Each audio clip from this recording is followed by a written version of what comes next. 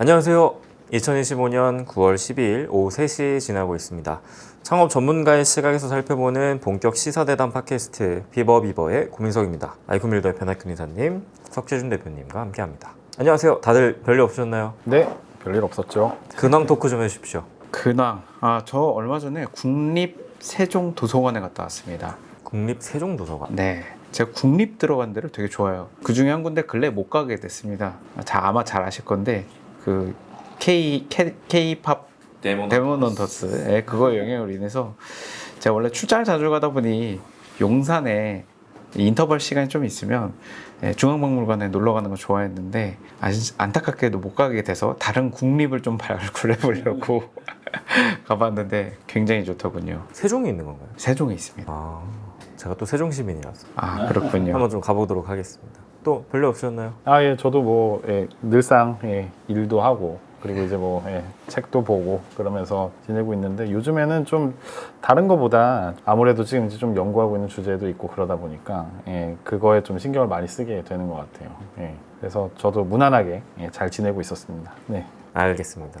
저도 요새 한화 이글스가 좀 잘 나가고 있어가지고 저 야구를 보면서 하루하루 행복하게 살고 있습니다. 오늘의 주제, 오늘은 좀 콘텐츠 리뷰, 비버의 시선입니다. 핫한 콘텐츠를 저희 창업 전문가의 시선에서 바라보는 콘텐츠인데요.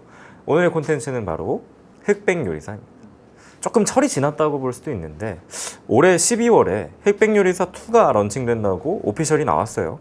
자, 일단 우선 작년 흑백요리사 1 모두 보셨습니까? 네, 봤습니다. 안타깝게도 저는 못 봤습니다. 그럼 내용은 아시죠? 대략은 알고 있습니다. 네. 우선 작년 흑백요리사 1이 선풍적인 인기를 끌었습니다. 정말 열풍이 불었어요. 그 선풍적인 인기를 끈 가장 결정적인 이유가 뭐라고 생각하시나요? 제가 아예 안 봤잖아요. 많은 그런 경연형 예능 프로그램들 많은데 유독 밈이 참 많았어요. 백종원 이렇게 선생님이 가리고서 바스를 먹는 그런 거 저는 전혀 안 봤는데도 자연스럽게 알게 되더라고요. 그래서 좀 친숙함이 좀 높았다 이런 느낌을 되게 강하게 받았습니다. 또 이렇게 한번 생각해 볼 수도 있죠. 유명해져서 밈이 많이 생긴 것일까? 밈이 많이 생겨서 유명해진 것일까? 어떻게 생각하십니까? 밈이 많으니까 유명해지지 않았을까요? 후자라고 생각을 하시는군요. 우리 대표님은 어떻게 생각하십니까? 제가 생각할 때는 기존에 요리 경연 프로그램이나 이런 게 없었던 건 아니잖아요. 사실 그렇기는 한데 조금 기존에 굉장히 조금 이제 유명한 셰프들과 그다음에 유명해질 수 있는 사람들인데 저명도가 조금 덜한 셰프들이 나와서 정말 흑백으로 나눠져 가지고 요 프레임이죠. 어떻게 보면 이 흑백으로 나눠져 가지고 바둑판에 있는 흑과 백처럼 대결을 벌이는 그런 구도 자체가 되게 흥미롭다고 생각을 했고 일종의 어떻게 보면은 좀 미션이 있었고 그 미션에 있어서만큼은 흑이든 백이든 간에 굉장히 페어하다. 충분히 흑도 백이 될 수 있고 백도 흑한테 잘못하면 질 수 있다. 그렇죠. 라는 거를 이제 보여줄 수 있었던 게 그 리얼리티가 사실 굉장히 조금 대중들한테는 엄청 좀 크게 다가가지 않았을까. 예전의 프레임을 보면 어떻게 보면은 이 흑백이 나눠져 있는 프레임은 아니었던 것 같거든요. 그러니까 이제 전문가들이 나와서 경연을 한다거나 아니면은 준 전문가들이 나와서 경연을 하는 프로그램들은 있었는데 두 그룹을 같이 같은 프레임 안에서 찍었던 컨텐츠다 보니까 대중들이 그 안에서 굉장히 조금 이제 이야기할 요소들도 많이 있고 재밌게 볼 수 있는 지점들도 굉장히 많지 않았을까. 저는 굉장히 좀 재밌게 많이 봤습니다. 저는 슈퍼스타 K를 포함해서 저는 오디션 프로그램을 굉장히 좋아하는 좀 덕후거든요, 사실은. 근데 저는 흑백요리사가 이렇게 거대한 인기를 끌 수 있었던 이유는 사실 오디션 프로그램은 서사가 진짜 중요합니다. 그러니까 우승자가 결정되는 서사, 이 사람이 어떤 어려움을 이 프로그램 안에서 겪나, 그리고 그걸 어떻게 해결하는가, 그리고 또 빌런도 좀 존재해야 되고요. 심사도 되게 핫해야 됩니다. 근데 저는 요 여러 가지의 요소를 흑백요리사 1이 다 채웠다고 생각을 했어요. 첫 번째로는 일단 심사위원. 안성재 셰프님하고 백종원 심사위원님이 나왔는데 안성재님은 미슐랭 3스타. 완전 이제 파인다이닝 쪽으로 전문가시고 그쪽으로 심사를 하시고 백종원 대표님은 다들 아시다시피 정말 대중적인 프랜차이즈를 하시는 분이니까 장사나 사업이나 또는 한식의 세계화나 이쪽인 측면에서 조금 심사를 많이 해주셨어요. 그래서 막 두 분끼리 싸우기도 합니다. 평 가지고.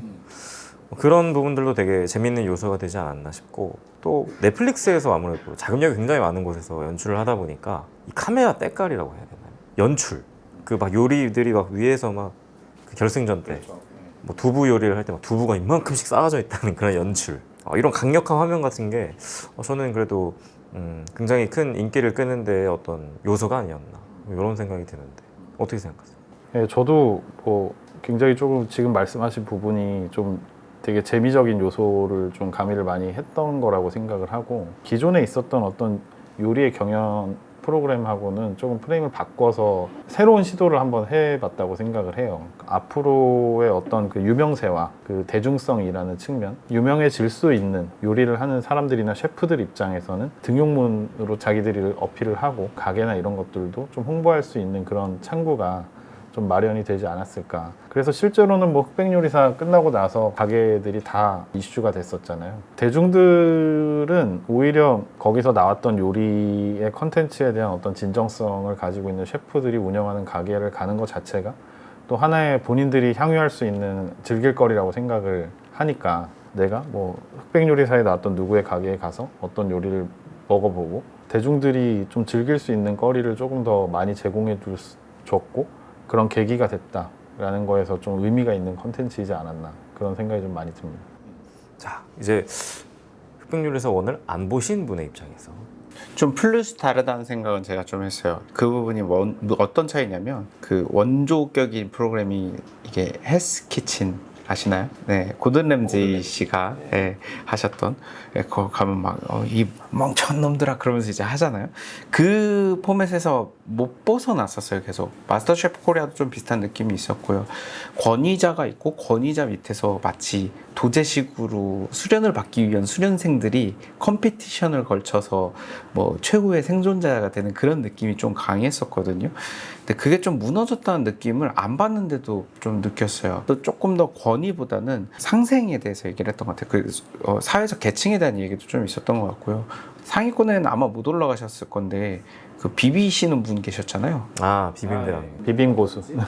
뭐 그런 분들이라든지 그분이 만약에 마십고 같은 데 나갔으면요, 1회전에서 이렇게 표정 막 이런 표정 지으면서 이러면서 벌써 없어졌을 분이거든요. 근데 뭔가 그림으로 만들고 예능으로서 뭔가 도출될 수 있게 만들어주고 출연자 하나하나를 집중하려고 노력을 했다는 느낌을 받았어요. 아까 말한 서사라는 부분인데, 그리고 두 번째는 대부분의 요리 경연 프로그램 되게 특징이 뭐냐면 스몰 다이닝 느낌이 있어요. 무슨 얘기냐면 흑백요리사 썸네일을 보면요 이만해요. 근데 마셰프코나 한식대첩 보면 요만해요.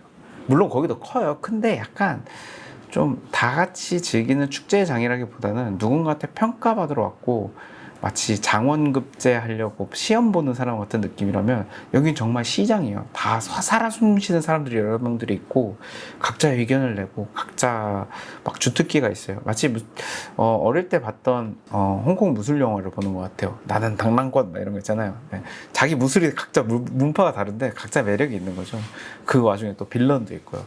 그래서 그런 느낌을 강하게 받았습니다. 아쉽게도 보진 못했지만 밈으로 봤을 땐 그런 느낌을 많이 받았어요. 저는 뭐 진짜 너무 재밌게 저 거의 하루에 다 몰아서 봤던 것 같아요. 진짜 그 비빔대왕 선생님께서는 1회전에 탈락을 하셨죠. 모멸차게 탈락을 하셨죠. 그렇지만 나름의 이제 시즌 스틸러로서 사실 최근에 논란이 좀 있으셔가지고 이야기 말씀하기가 좀 아무튼 잘 해결되시길 바라겠고요. 자, 이 프로그램이 어느 정도로 인기였냐면 냉장고를 부탁해, 다 기억하시죠? 옛날에 하도 엄청 굉장히 성행하던 JTBC의 요리 예능이었는데, 이게 이제 이 흑백요리사 덕분에 다시 부활을 했습니다. 뭐 에드워드 리, 나폴리 마피아, 최강록, 정지선 뭐 이런 분들도 다 CF도 많이 찍으시고 이 셰프님들의 개개인의 식당들도 다 대박이 났어요. 근데 이게 또 넷플릭스가 글로벌이지 않습니까? 또 워낙 인기가 있다 보니까 부작용이 좀 생겼습니다. 중국에서 일명 흑백요리사 짭이 런칭을 했는데요. 정말 똑같습니다. 혹시 보신 적이 있으신가요? 아니요, 저는 그건 못 봤어요. 저는 봤습니다. 짤로 보시면 모든 캐릭터성, 스토리, 재료까지도 똑같습니다. 바스도 똑같이 만들고요. 그러니까 이런 경우엔 법적으로 문제는 안 되는 걸까요? 아쉽게도 제가 뭐 그 짤을 본 거는 아니지만은 그 프레임을 그대로 갖다가 이제 썼다, 뭐 패러디를 했다라고 한다고 해서 그거 자체에 대한 부분이 문제가 될 수는 없어요. 실제로 이 문제에서 자유로울 수 없는 게 어디냐면 우리나라도 그렇습니다. 이제 우리나라에 있는 미디어 컨텐츠들이 대부분 물론 이제 사전 동의를 구하긴 합니다. 비슷한 프로그램에 대한 부분을 우리나라에 있는 미디어 컨텐츠나 어떤 예능 컨텐츠들도 처음부터 그 프레임을 다 생각을 해서 했느냐라고 놓고 보면 그런 것들도 있지만 그렇지 않은 것들도 있어요. 되게 많이. 그래서 외국에서 처음에 이제 굉장히 히트를 쳤는데 저 프레임 되게 괜찮은 것 같다. 그래서 그거를 우리나라에서도 이제 그 프레임을 그대로 갖다가 이제 내놓는 프로그램들이 있거든요. 제가 생각나는 프로그램 중에 되게 오래된 프로그램인데 예전에 그 인생극장이라는 프로그램 뭘 혹시 아시는지 모르겠는데 두 개의 인생이 있다면 이걸 뭐 선택하는 프로그램이 있었어요. 근데 그 프로그램도 사실 외국에서 이미 있었던 프레임입니다.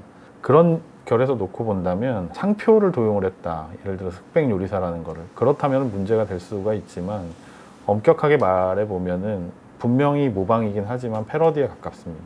그 패러디에 대한 부분이 저작권의 문제가 된다고까지 보기에는 좀 힘든 부분이 있을 것 같습니다. 사실 저도 기억나는 게 M 프로그램 있죠. 우리나라에서 굉장히 국민 예능이었던 M 프로그램이 그게 초창기에는 일본의 포맷을 굉장히 많이 가져왔다라는 이야기를 많이 봤어요. 근데 그것도 이제 우리나라에서는 일종의 패러디고 뭐 사실 그 게임을 그 예능에서만 해야 되는 건 아니고 뭐 특허가 있는 게 아니니까요. 네, 그래서 할 수 있는 거 아니냐라고 했는데 사실 이번 이 짜백 요리사 중국에서 방영한 이 짭 흑백 요리사가 문제가 됐던 거는 사실 그 안에 있는 포맷은 똑같이 하는데 그 안에 캐릭터는 사실 다르게 해야 되는 게 맞잖아요. 아니 중국이 얼마나 요리가 많습니까?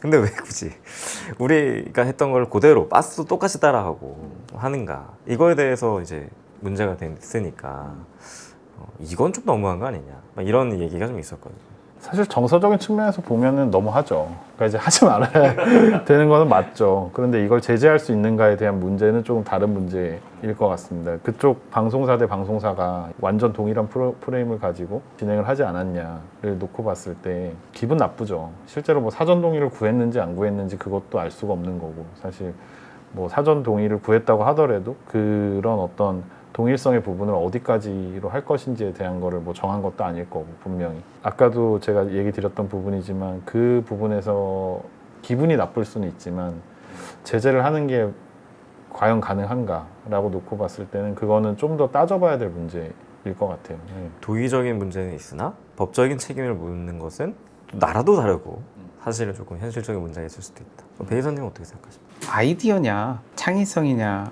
이게 어느 단까지 이해해 줄 건가에 대한 문제인데 사실 우리나라도 이거에 그닥 자유롭지는 않습니다. 예. 그리고 반대로 창의성이 이제 모방은 창조의 어머니라고 얘기를 하는데 어느 정도 기여하는 면도 맞거든요. 다만 흑백 요리사 포맷 그대로 가져갈 수 있어요. 가져갈 수 있다고 생각해요. 근데 적어도 뭐 캐릭터성이라든지 이런 것들은 사실 저희가 분노해야 될 문제가 아니라 그들이 반성해야 될 문제라고 좀 생각을 해요. 이렇게까지 창의성이 없다고?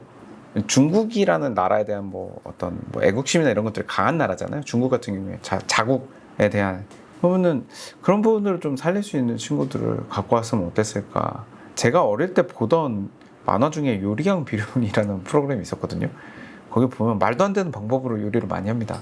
막 철구 같은 걸 합쳐가지고 그걸로 누룽지탕 만들고 그러거든요. 뭐 이 정도까지는 아닌데 뭐 이런 모습을 약간 중국스러운 모습, 중국에서만 할 수 있는 모습들을 좀 같이 넣었으면은 사실 좀 논란이 덜 되지 않았을까라는 생각이 좀 들거든요. 전 중식을 되게 고평가하는 사람이거든요. 그 중국에서 사실 진짜 신발 빼고는 다 먹는다고 하잖아요. 근데 그런 게 왜 그러냐면 최근에 이제 홍콩이랑 뭐 중국에 놀러 갔을 때를 보면 진짜 요리의 가지수나 그럴 수밖에 없죠. 역사도 오래되고 사람도 많고 하니까 요리의 가지수, 요리법 이런 것도 정말 지방마다 다 특색이 다르고 한데 저는 오히려 아까 말씀하셨던 것처럼 흑백 요리사라는 이 재미있는 포맷을 가지고 중국만 할 수 있는 중국이 또 할 수 있는 그 다양한 다채로운 재료를 가지고 했으면 더 재밌지 않았을까라고 생각이 들었는데 완전히 너무 이렇게 캐릭터까지 똑같이 따라한 걸 보고 조금 기분도 나쁜 걸 떠나서 좀 아쉬웠어요, 솔직히. 이게 잘 됐으면 좋겠거든요. 왜냐면 저는 헬스키친도 봤고 더 가공해서 2차 창작이 됐으면 어땠을까 이런 생각이 들었습니다. 리메이크인가 패러디인가, 그러니까 이제 그 부분이 사실 쟁점이 될 수 있을 것 같다는 생각은 드는데, 그 리메이크 또는 패러디에 대한 부분에서의 경계가 되게 모호합니다. 원작자가 봤을 때는 저건 분명히 우리 프레임을 그대로 갖다가 쓰고 전혀 변화가 없는 건데, 상대방이 예를 들어서 이거는 리메이크다, 뭐 그렇게 주장을 한다라고 하면 왜 그런 주장인가에 대한 부분이 좀 합리적으로 입증이 돼야 되는 부분이 있거든요. 그런데 여기서 조금 사전 동의가 있었느냐 없었느냐의 측면 말고 또 하나의 그 생각을 해봐야 되는 부분이 어떤 거냐면, 중국에 있는 그 TV 회사가 만든 컨텐츠가 실제로 상업적인 목적이었는가, 수익형 컨텐츠라고 한다면 조금 더 민감하게 아까 얘기했던 리메이크나 패러디에 대한 부분이 맞는가에 대한 거를 좀 고민을 해봐야 되는 게 맞고요. 뭐 그게 아니었다고 한다면 그 창작성이나 자유성을 놓고 봤을 때 지금 만들었던 게 비상업적인 목적이었다 그러면은 법적인 책임에서는 좀 덜할 수도 있는 부분이 있어요. 방송사 대 방송사였잖아요, 사실. 넷플릭스 대 어떻게 보면 중국에 있는 모 방송사였을 텐데, 넷플릭스 입장에서는 지금 가만히 있거나 혹시라도 소송을 준비하고 있다면 두 가지 측면일 것 같아요. 사전 동의권에 대한 부분, 그 범위에 대한 부분, 그 다음에 상업적 목적이었는가 목적이지 않았는가에 대한 부분에서의 쟁점이 분명히 있을 수 있는 문제는 맞습니다. 근데 그거를 미연에 다 방지를 하거나 지금 이미 나와서 컨텐츠가 뭐 금지 청구를 할 수는 있겠지만, 만약에 뭐 소송에서 뭐 이긴다거나 그러면, 근데 지금 나가고 있는 컨텐츠를 못 나가게 한다거나, 그거는 현실적으로는 어려운 얘기일 수 있죠. 지금까지 나온 정보로는 사전 동의는 고사하고 비영리도 고사하고요. 당연히 영리 활동이고 사전 동의는 전혀 없었고, 그리고 아무래도 같은 나라에서 아까 대표님 말씀하신 것처럼 우리나라 안에서 누군가가 영리 활동을 위해서 흑백요리사의 품에서 따라했다, 이거는 우리나라 국내법으로 소송도 가능하고 처벌도 가능하죠.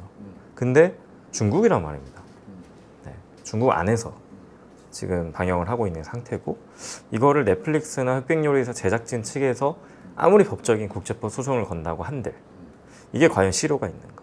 그냥 if 가정이긴 한데, 뭐 넷플릭스가 이겼다, 뭐 다 소송이 성립이 돼가지고, 근데 넷플릭스한테 남는 게 뭘까요? 개인들이 가지고 있는 핸드폰까지 넷플릭스가 통제할 수는 없거든요. 짜가에 가까운 그런 컨텐츠가 유포가 돼서 그게 막 밈으로 제작이 되고 막 뭐 유튜브에서 돌아다니고, 막 그걸 사람들이 가지고 있는 어떤 핸드폰 계속 보고 그걸 또 유포를 하고 개인 대 개인으로, 그럼 이것까지를 방지할 수 있는가? 이걸 방지하기는 어려울 거란 말이에요. 넷플릭스 입장에서는 사실 조금 더 스마트하게 생각을 한다면, 제가 넷플릭스라면 중국에 있는 그 짭 컨텐츠를 가지고 오리지널 컨텐츠는 우리가 만들었다는 걸 가지고 마케팅의 요소로 쓸 것 같거든요. 오히려 그만큼 우리 컨텐츠에 대한 우수성에 대한 부분을 중국도 인정을 했다는 거잖아요. 오히려 그게 더 조금 현명하지 않을까라는 생각은 좀 들어요. 전략적으로 놓고 봤을 때. 그래서 소송을 하고 뭐 이겼다, 넷플릭스가 뭐 엄청난 손해배상 청구를 해가지고 중국에 있는 회사한테 뭔가를 받아낼 수 있는 어떤 여지가 생겼다, 그렇다고 한들 사실 오히려 더 음성적으로 돌아다닐 수도 있어요. 우리는 이렇게 하면은 이게 됐을 거다라고 생각을 하지만, 요즘 한참 이슈가 되고 있는 N사와 어떻게 보면은 중국의 모 TV와의 이런 소송이 있는데 그 컨텐츠가 뭐야? 라고 해가지고 음성적으로 오히려 더 퍼질 수도 있고 확산이 될 수도 있거든요. 그럼 이게 과연 정말 이기는 걸까에 대한 것도 한번 고민을 해봐야 된다는 거죠. N사 입장에서도. 이 의견에 대해서는 어떻게 생각하세요? 저도 좀 비슷하게 생각하는데, 사실 그 프로그램을 표절했다 안 했다는 전 별로 중요하다고 생각하지는 않은 파예요. 뭐 굳이 얘기해보자면 그거를 표절한다고 한들 원본이 훼손당하느냐? 라는 생각을 좀 들고요. 그리고 반대로 그런 영향은 전 준다고 생각해요. 좀 이거 다른 생각일 수 있는데, 그 중국의 흑백 요리사를 본 친구들은 해외 콘텐츠는 못 봤을 수도 있어요. 뭐 한국의 콘텐츠라는 걸 몰랐거나 혹은 평소라면 접하지 못했을 콘텐츠일 수도 있는데, 그걸로 인해서 뭐 다른 추가적인 영향을 받을 수도 있다는 거거든요. 그리고 이게 말이 좀 위험할 수도 있어요. 그럼 뭐 불법으로 그렇게 하는 게 괜찮냐 할 수 있는데, 저는 그냥 미시적인 관점에서 보자는 거예요. 개인은 분명히 영향을 받는 거거든요. 얼마 전에 이 예능 프로그램 얘기는 아닌데, 가수 이찬혁 씨가 그 노래를 내놨잖아요. 마이클 잭슨의 향기가 좀 나더라고요. 네. 앨범을 주고 들었을지 불법으로 들었을지는 전 모릅니다. 근데 심지어 마이클 잭슨도 그런 얘기를 했어요. MP3로 막 그때 한창 막 늘어날 때였는데, 너의 노래가 알려지면 어떻게 생각하냐? 라고 했더니 더 많은 사람들이 날 알 수 있는데 기쁜 일 아니냐? 자기 가치가 훼손 안 당한다는 걸 명확히 알고 있었고 그런 널리 알려진 덕분에 이찬혁이라는 사람도 나왔다고 생각하거든요. 물론 뺏겠다는 얘기가 아닙니다. 독창적인 자기의 분야로 승화시키는데 굉장히 많은 부분에 영향을 받았다는 거거든요. 진화의 관점에서 좀 봐야 될 거라고 생각을 해요. 실제로 좀 더 멀리 가는 걸지도 모르는데 생물들도 의퇴를 하고 뭐 표절을 하는 거죠. 표절. 상위 생명체에 대한 표절을 해가지고 복제죠, 복제. 이를테면 유전학적으로는. 똑같이 복제를 해서 많이 놀라시는 경우 있을 겁니다. 벌이네하고 놀랐는데 파리인 경우가 있어요. 왜 그랬을까라고 생각해보면 이유가 나오죠. 결론적으로 그 친구를 우리가 봤다는 건 자연선택 당했다는 거거든요. 저열한 표절 콘텐츠는요 언젠간 없어지게 돼 있다고 저는 생각을 해요. 누군가 핸드폰에 안 남아있게 된다고 생각하거든요. 그래서 저는 결국 시청자들이 제재를 할 거라고 생각을 하고요. 자정작용이 일어날 거라고 생각하고 과도하지 않은 범위 내에서 표절은 어느 정도는 필요하다. 생태계를 위해서 라는 입장입니다. 저도. 저는 처음으로 의견이 다른데요. 아까 뭐 자연선택, 진화 또는 뭐 오마주, 패러디랑은 결이 많이 다르다고 생각합니다. 왜냐면 짤을 보시면 보셨잖아요. 이거는 표절이다 라고 생각을 하고요. 다만 아까 말씀하셨던 것처럼 이런 저열한 표절 콘텐츠는 결국 시청자들이 심판을 할 건데 중국이라는 나라가 워낙 특수한 사정에 있는 나라이다 보니 글로벌 콘텐츠가 그쪽까지 안 닿는 경우가 많고 또는 정책적으로 막는 경우가 많다 보니까 이 글로벌적인 콘텐츠를 본인들 걸로 다시 만들어서 재생산해서 그쪽 안에서 내수해서 판매를 하는 경우가 진짜 많잖아요. 러시아도 이번에 전쟁 나서 서방에 있는 걸 다 뺐잖아요. 스타벅스니 맥도날드니. 근데 똑같은 게 생겼잖아요. 러시아에서 똑같은 레시피로 만든 게. 근데 그런 것도 사실은 어떻게 보면 국제법상 그리고 도의적으로도 말도 안 되는 일고 그래서는 안 되는 일이 벌어지고 있는 거라고 생각을 하고 잘못된 일이라고 생각을 합니다. 이 부분은. 그리고 한창 지금 막 핫한 이런 어떤 오리지널 콘텐츠를 가지고 개개인의 유튜버나 개개인들이 이걸 가지고 재생산한다거나 재미있는 패러디를 만드는 거는 전혀 문제가 되지 않죠. 오히려 원작자도 원하는 방향일 수도 있어요. 하지만 이 흑백요리사 중국판을 만든 분들은 우리나라로 치면 MBC, KBS 같은 큰 방송사잖아요. 그러니까 공영방송이었다는 얘기죠. 네, 뭐 공영인지 뭐 민영인지는 잘 모르겠으나 어쨌든 방송사가 만들어서 방영을 한 거잖아요. 지상파든 공중파든. 그거는 저는 방송사로서의 윤리를 저버린 게 아닌가라는 생각이 들었습니다. 저는 그렇게 생각을 하고요. 자, 이제 좀 다음 주제로 좀 넘어가면 올해 12월에 아까 말씀드렸던 흑백요리사 2가 런칭이 된다고 말씀을 드렸잖아요. 루머로는 뭐 이연복 셰프님을 포함해서 정말 국내에서 유명한 내노라는 셰프님들은 다 나오신다고 합니다.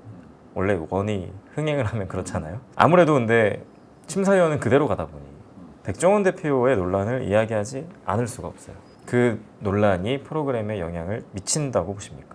글쎄요, 저는 백종원 대표님이랑 안성재 셰프라는 그 프레임이 원에서 존재를 했기 때문에 백종원 대표님하고의 대체제가 있어야 되잖아요. 그러니까 이제 동일한 캐릭터 안에서. 근데 그런 사람을 아마 구하는 게 제작진 입장에서도 사실 쉽지 않을 거라고 생각을 해요. 그러다 보니까 분명한 거는 지금의 이 프레임을 유지를 하면서 가려면 백종원 대표님을 시즌2에도 이제 영입을 할 수밖에 없고 심사를 뭐 하게 될 수밖에 없을 거다라고 생각은 하고 있는데 이미 촬영은 끝났답니다. 그러면은 뭐 사실 뭐 더 이상 뭐 그거에 대해서는 뭐라고 얘기를 할 수가 없겠네요. 사실 안 그러면은 뭐 다시 찍어야 되는 거잖아요. 솔직히 큰 리스크죠.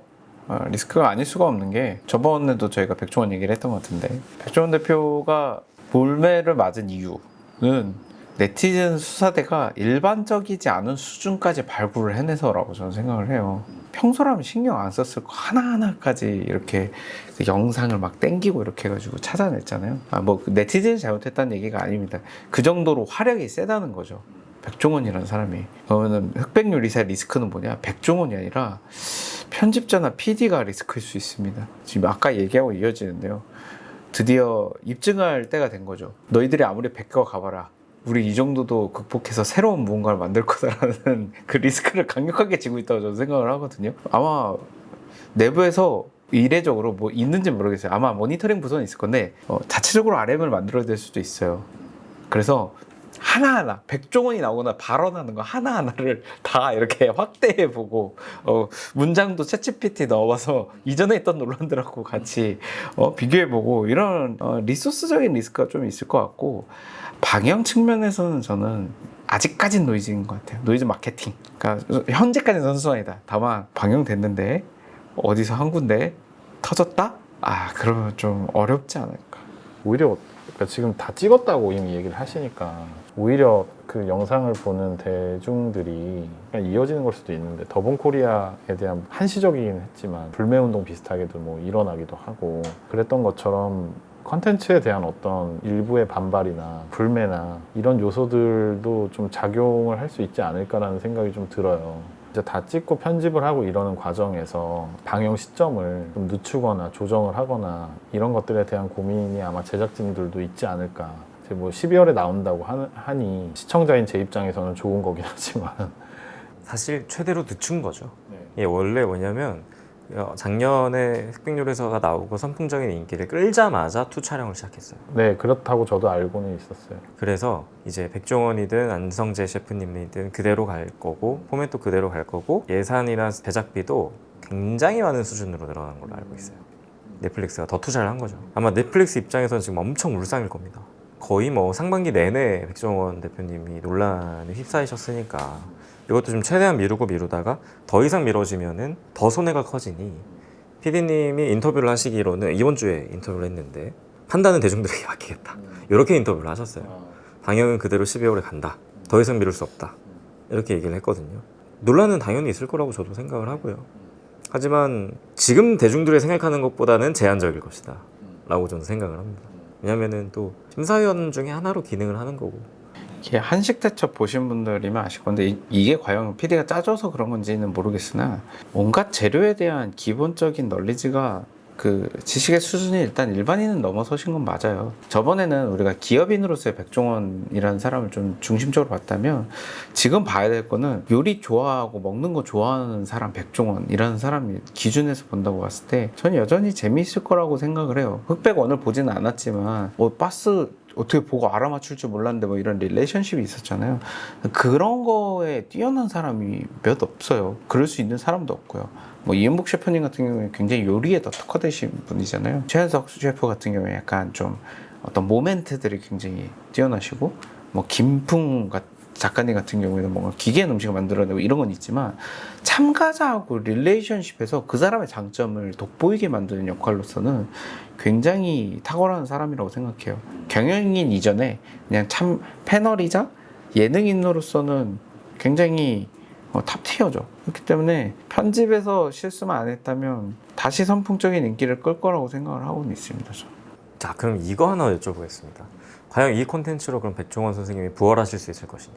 저는 오히려 그걸 노리지 않았을 거라는 생각이 뭔가 이제 개인의 백종원 대표님을 놓고 보자면 이걸 하나의 기회로 생각을 해볼 수도 있겠다라는 생각이 좀 들기도 하고 지금 넷플릭스 입장에서는 반반의 감정이 존재할 거라고 생각이 들어요. 이 사람이 나오는 게 굉장히 큰 리스키함도 있지만 오히려 논란의 중심에 있는 사람이 있기 때문에 화제성도 있지 않을까라고 생각을 하는 어떻게 보면 양립된 감정이 조금 제작진한테는 좀 있지 않을까? 저는 제가 생각할 때 여기서 만약에 백종원 대표님이 원에서 보여줬던 모습과 같은 동일한 어떤 일관성 있는 모습을 보여준다면은 소비자들이 역시 백종원이다. 요리에서만큼은 뭐 그리고 방송인으로서의 모습만큼은 정말 좋은 사람이구나라고 생각할 수 있는 계기도 될 거라고 생각을 합니다. 지금 방송 활동 안 하고 계시는 걸로 알고 있는데 12월에 그게 또 한 해 또 기폭제가 될 수도 있겠다 그런 생각은 드네요. 마지막으로는 좀 산업에 대한 얘기를 좀 드리고 싶은데 사실 작년에 흑백요리사가 굉장히 선풍적인 인기를 끌고 2025년의 트렌드는 요식업하고 요리, 셰프, 파인다이닝 쪽이 굉장히 많이 핫했습니다. 트렌드가 됐고 또 요리사분들이 인플루언서가 됐고요. 이 인기를 흑백요리사2가 계속해서 지속적으로 견인할 수 있을 것인가 이거에 대해서는 산업에 대한 관심이 굉장히 높아지고 있거든요. 그거에 대해서는 어떻게 생각하십니까? 저는 이런 거에 조금 민감성이 좀 떨어져서 제 입장에서 생각해 봤을 때는 이 이상의 반영은 좀 어렵다는 생각이에요. 산업계에서 우리나라는 좀 고착화되어 있고 또 SNS의 영향을 좀 많이 받고요. 대중 심리라고 해야 될까요? 좀 뭘 쏠리는 경향이 쏠림 현상이 굉장히 강한 곳이 있잖아요. 물론 일부 선생님들은 굉장히 선풍적인 인기를 여전히 누릴 겁니다. 그런 분들이 지금 이제 곳곳에서 이렇게 나오고 있는데 저는 그냥 유행이었다 말 것 같아요. 개인적인 생각으로는. 지속적으로 이 산업 트렌드가 유지되기는 좀 어려울 것이다. 어떻게 생각하시나요?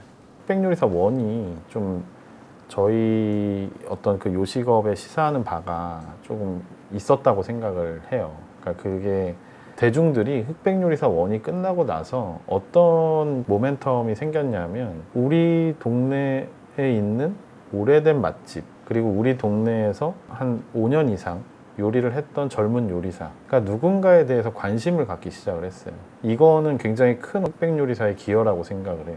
흑백요리사의 전후를 좀 비교를 해보면 SNS에 리얼리티 컨텐츠가 없고 대부분 마케팅 컨텐츠가 많았어요.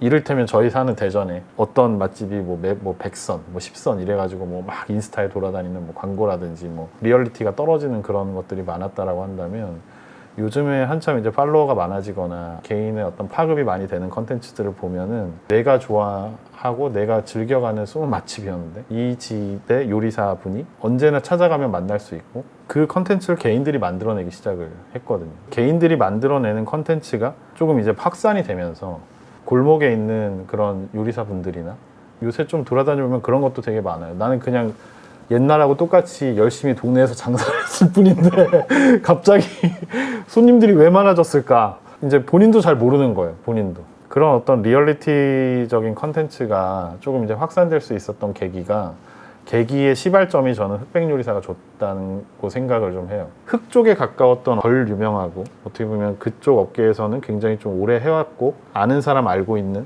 그런 셰프들이었지만 미디어에는 노출된 적이 없는 그래 저런 사람들이 우리 동네에도 있는데 저 사람을 조금 더 내가 알려야겠다.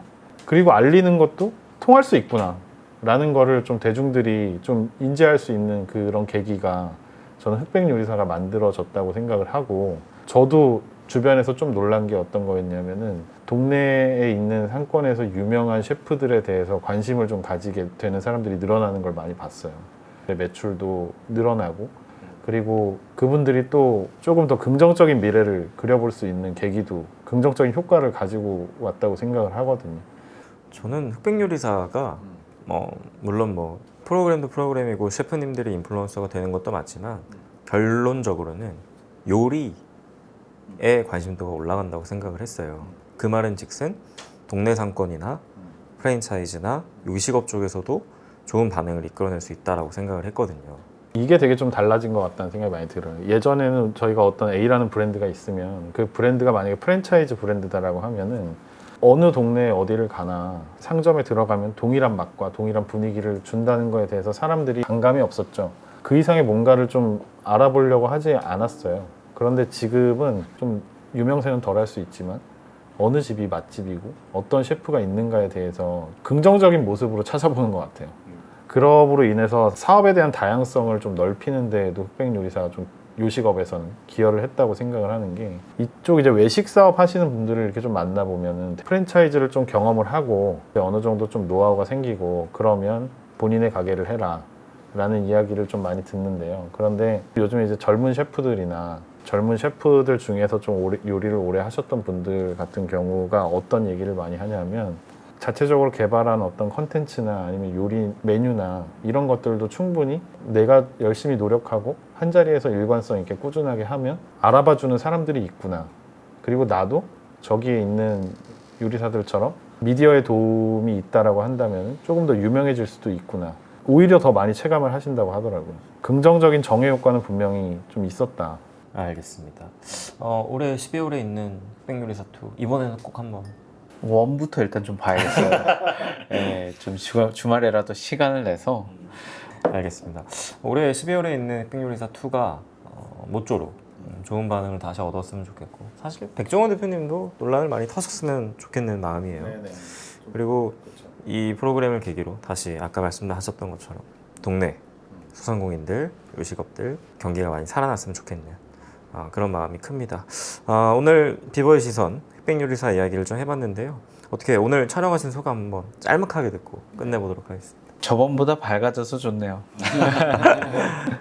계속 이렇게 재밌게 더 재밌는 주제들 한번 갖고 오면 좋을 것 같습니다. 네, 저도 뭐 촬영은 항상 즐겁고요.